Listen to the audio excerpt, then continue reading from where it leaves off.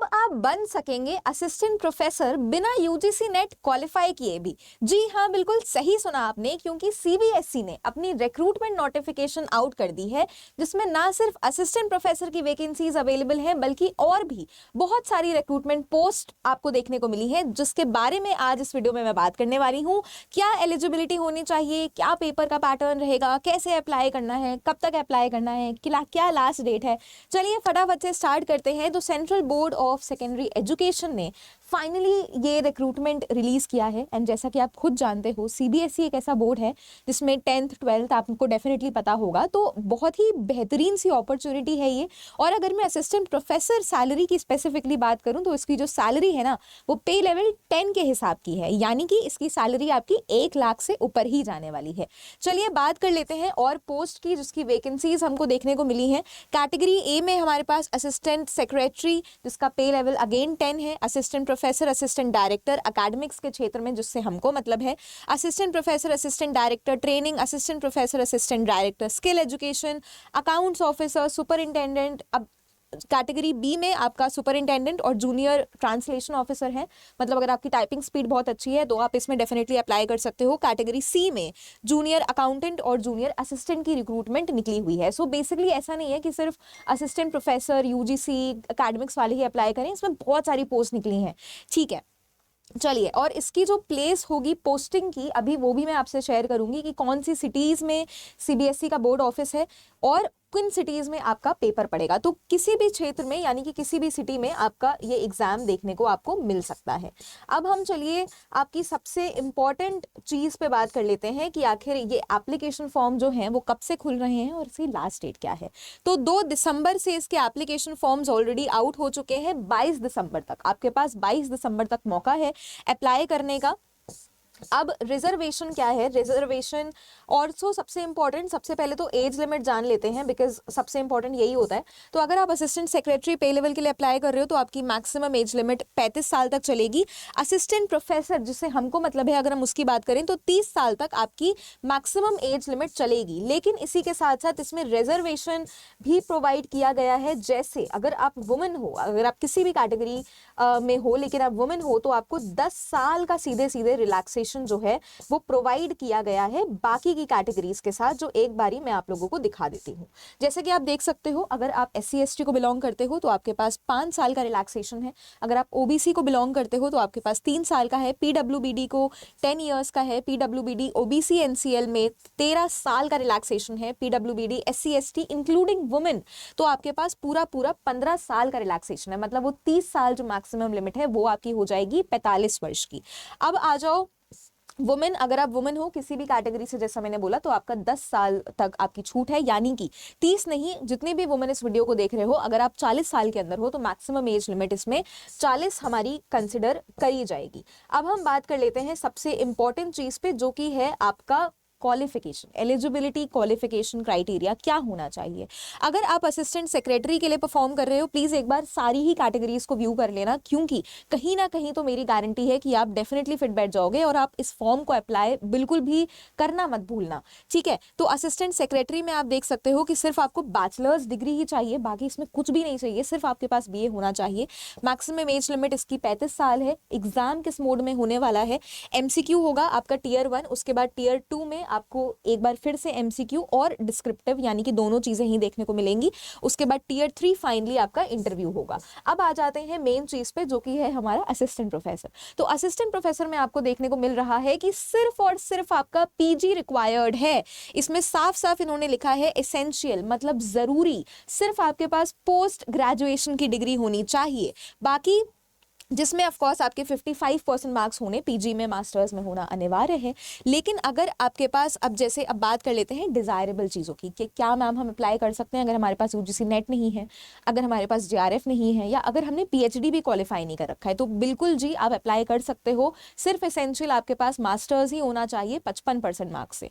लेकिन definitely desirable का क्या मतलब होता है कि अगर आपके पास ये सब चीज़ें हैं तो आपको एक अपर हैंड लिवरेज मिल जाता है, मतलब आपको थोड़ा सा प्रेफरेंस मिल जाता है। लेकिन लेकिन अगर ये चीज़ें नहीं भी हैं तो भी कोई हार्म नहीं है, ठीक है। तो बीएड एमएड आपके पास होना चाहिए, net set net JRF doctorate degree, ये सब चीज़ें अगर आपके पास हैं तो वेल एंड गुड, नहीं भी है तो भी कोई दिक्कत नहीं है। अब आ जाते हैं stage of recruitment, MCQ tier 1 tier 2 tier 3। अभी ये तो मैंने आपको शॉर्ट में बता दिया, अभी डिटेल में इसको हम डिस्कस करेंगे, कितने क्वेश्चंस आएंगे, कितने मार्क्स के होंगे, ये सब अभी डिटेल में मैं बताती हूँ।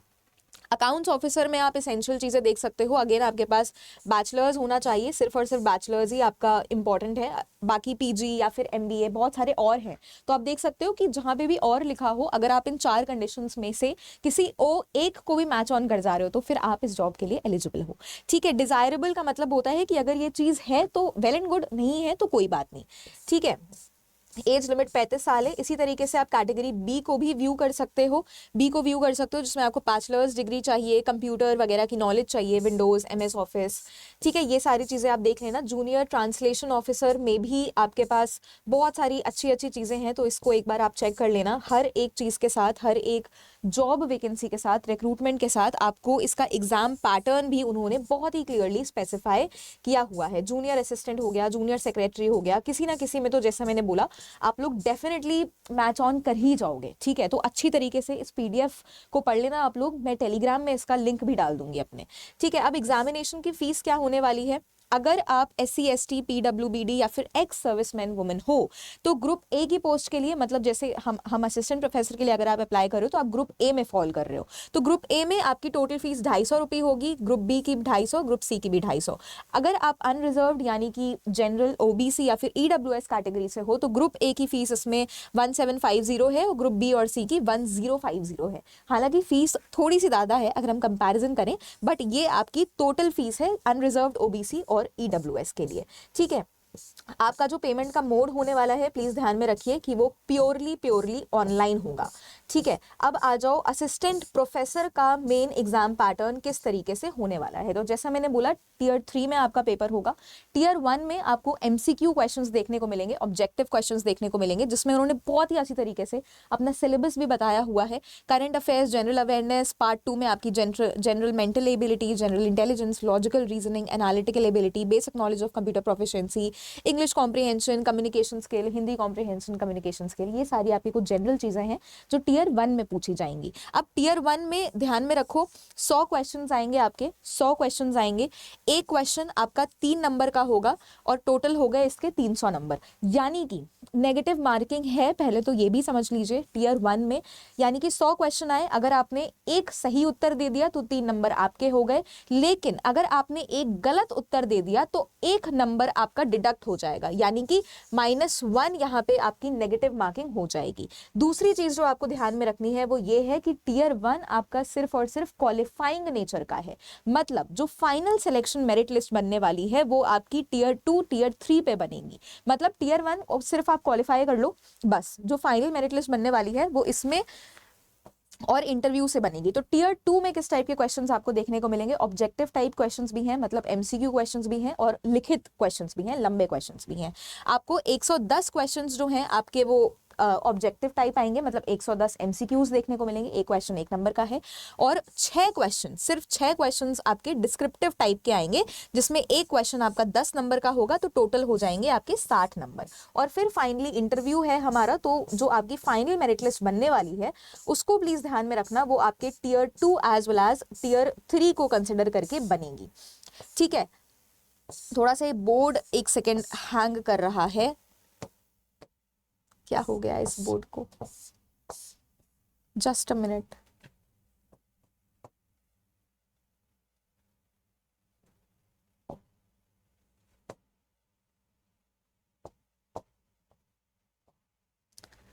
तो ये जो वैकेंसी है वो डेफिनेटली बहुत ही अच्छी वैकेंसी है। जैसा मैंने बोला कि अगर आप के पास नेट वेट नहीं है तो भी आप इसमें अच्छी तरीके से ही अप्लाई कर सकते हो, ठीक है।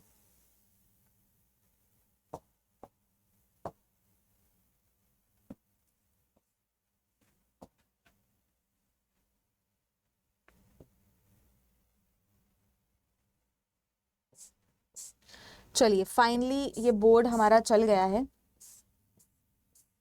तो इसमें आप देख सकते हो बाकी कैटेगरीज के लिए, मतलब अगर आप बाकी रिक्रूटमेंट पे अप्लाई करना चाहते हो तो उसमें भी बहुत ही क्लियरली उन्होंने आपके सब्जेक्ट वाइज पूरी की पूरी नॉलेज दी हुई है, कितने क्वेश्चंस आएंगे, कितने नंबर के आएंगे, वो सब आपको यहाँ पे देखने को मिल जाएगा।